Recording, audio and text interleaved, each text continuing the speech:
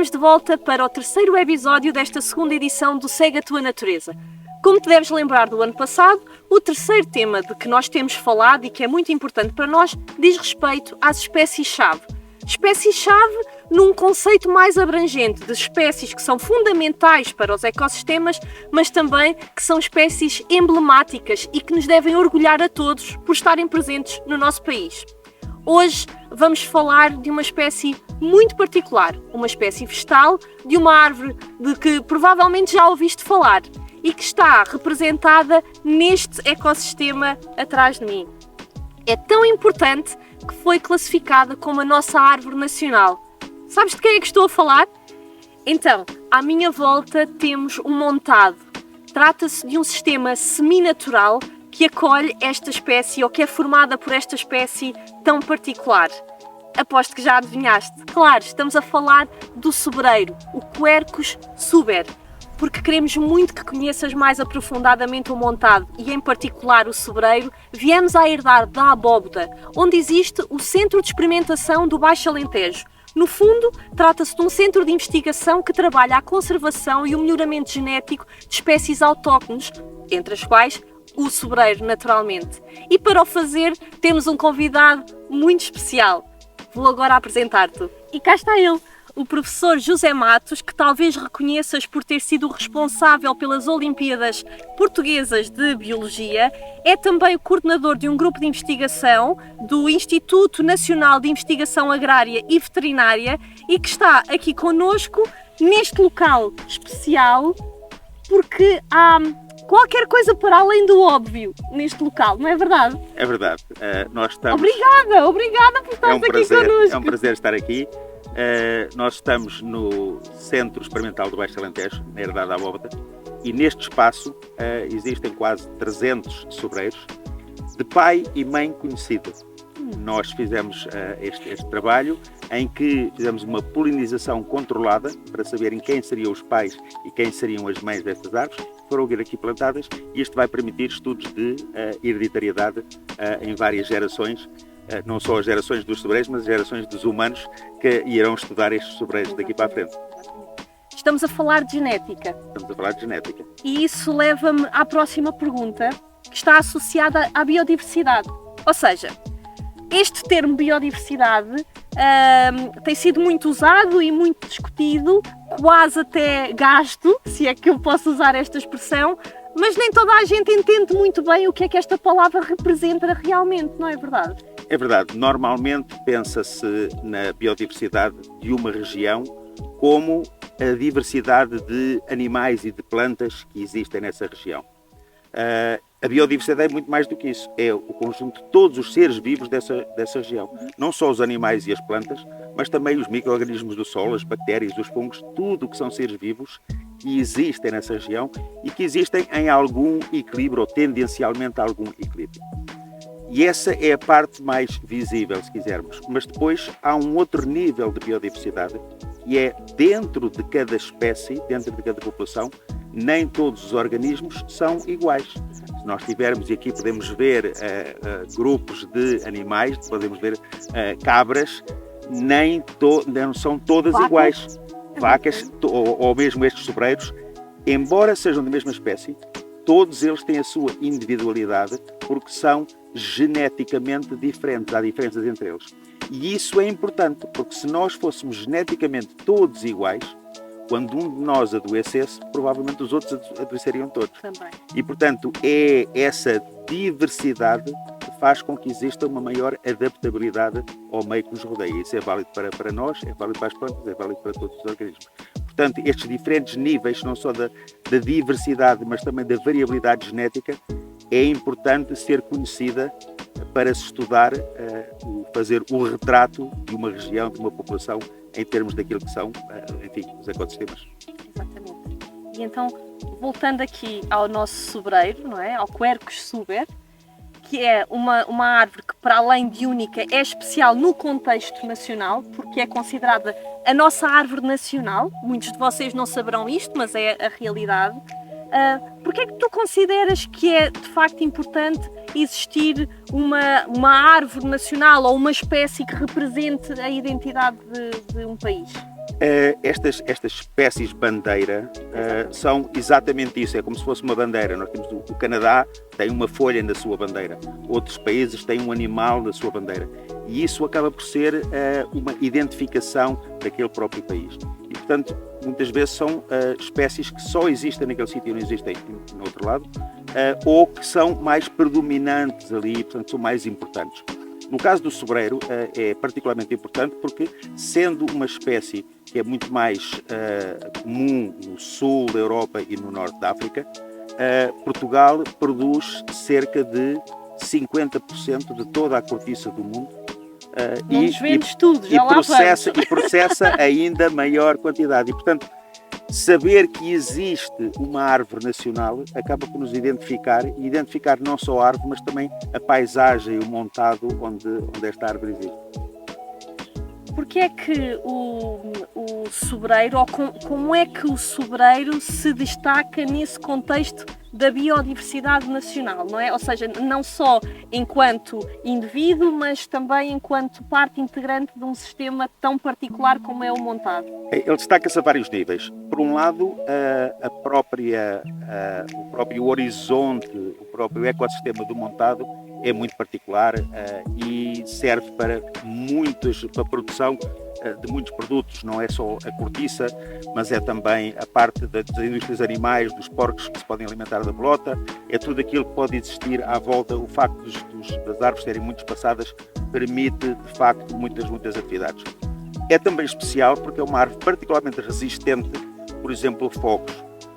A cortiça, aquela capa que tem, aquela casca que tem a árvore, dá-lhe uma resistência muito grande, e não é por acaso que depois do incêndio, mesmo quando ataca sobreiros, eles são os primeiros a ficar novamente verdes, porque são de facto muito resistentes. E, portanto, isso por si só é muito importante, mas é também muito importante porque é uma árvore que permite que se tire lucro e que se faça uma atividade económica sem danificar a árvore. Muitas árvores é preciso cortá-las, abatê-las para usar a madeira. A árvore, o sobreiro, tira-se a cortiça, vende-se a cortiça, mas a árvore continua lá, e em cada ciclo de 9 em 9 anos pode-se tirar novamente a cortiça e ter mais rendimento. É sempre linda, não é? E fica sempre linda, com ou sem cortiça, é sempre uma árvore belíssima. Isso significa que há aqui uma noção de equilíbrio entre o homem e a natureza que não é muito normal e muito simples de encontrar, mas que é também um símbolo de esperança. Não é? Sim, e é uma prova também de que é possível a sustentabilidade nas suas vertentes, a sustentabilidade económica, porque dá rendimento, claro, a sustentabilidade ambiental, porque tudo isto está em harmonia, e a sustentabilidade social, porque as pessoas identificam-se muito e gostam muito destes carvalhos, portanto, destas árvores na sua paisagem. E, portanto, é único nesse sentido de mostrar que é possível tirar rendimento, mas respeitando a natureza, respeitando o ambiente. E até promovendo a biodiversidade. Sem dúvida, a quantidade de aves que estão nestas árvores, a quantidade de animais que coabitam com os sobreiros é absolutamente fantástico. Portanto, não é limitante, pelo contrário, permite esta coexistência de muitas espécies. E os fungos? Os fungos, obviamente, portanto, há todo aquilo que não se vê, que está debaixo da terra, mas toda esta rede de comunicação entre as árvores, através das suas raízes muito longas e também, portanto, dos fungos que estão associados. Tudo isso é um mundo que nós ainda não entendemos muito bem, mas gostamos de investigar e de saber cada vez mais. Pegando um bocadinho no início da nossa conversa, por que é que sugeriste que viéssemos aqui à Herdade da Abóbora?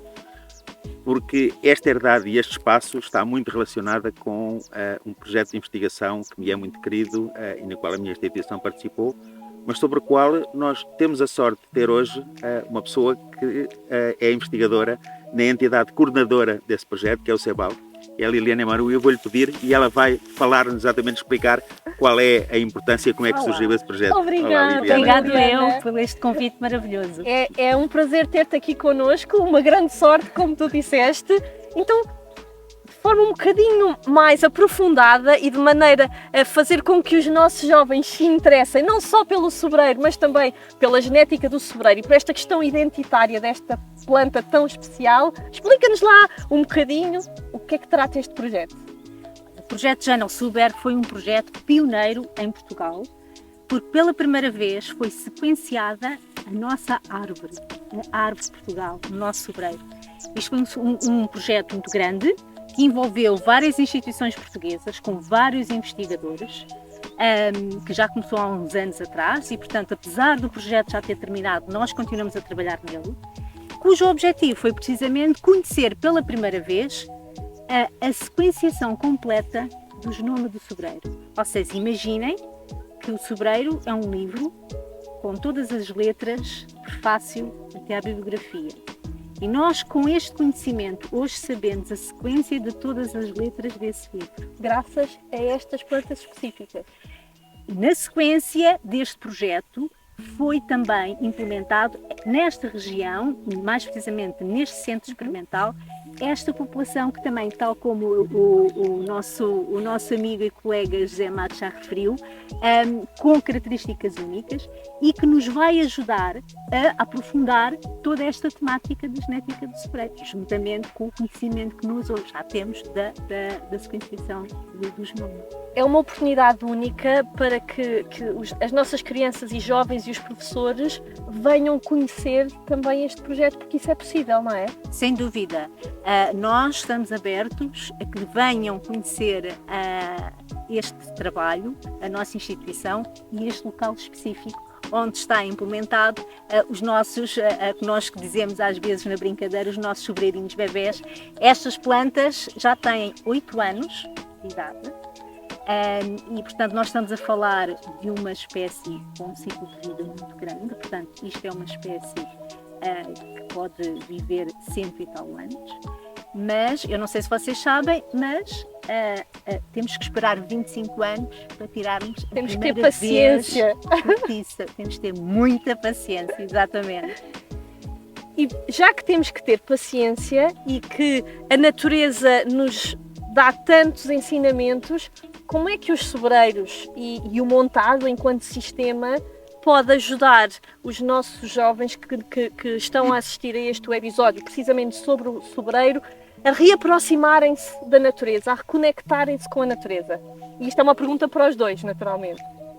Bom, talvez possa começar no sentido em que, por um lado, é importante nós conhecermos a natureza que nos rodeia. Da mesma maneira que os nossos jovens estudam em geologia a diferença entre um granito e um basalto e mármore e conseguem identificar a diferença entre essas rochas, que é muito importante, também é importante, quando saem à rua, quando vão ao parque mais próximo, que saibam que plantas são aquelas, que saibam distinguir aquelas árvores. E, nomeadamente, quando veem um sobreiro, que consigam distinguir, ok, eu sei que isto é um sobreiro, isto é a diferença entre isto e um pinheiro, e um plátano, ou uma azinheira, ou seja o que for. E, portanto, esse conhecimento enriquece-nos também, e é muito importante, porque também nos ajuda a respeitar aquilo que está à nossa volta e depois a conhecer mais sobre esse assunto. Portanto, conhecer o mundo que nos rodeia não é só conhecer as aves, é também conhecer as plantas, mas é conhecer todo o ecossistema, como é que tudo isso joga, porque o tal problema da biodiversidade, porque é que é importante preservar, é porque se desaparece uma espécie daquele complexo, daquele jogo, nós não sabemos exatamente que consequências é que podem ter. Portanto, aquele equilíbrio pode ser totalmente ou parcialmente quebrado se houver o desaparecimento de uma espécie. E nós só conservamos aquilo que gostamos e só gostamos daquilo que conhecemos. É por isso é que é muito importante nós conhecermos o sobreiro e conhecermos a nossa árvore nacional. Liliana, isso leva-me a uma pergunta provocação para ti. Um sobreiro, enquanto património, é tão importante como o Mosteiro dos Jerónimos? Eu acho que todos são importantes, não é? Cada um na sua capelinha, entre aspas, não é?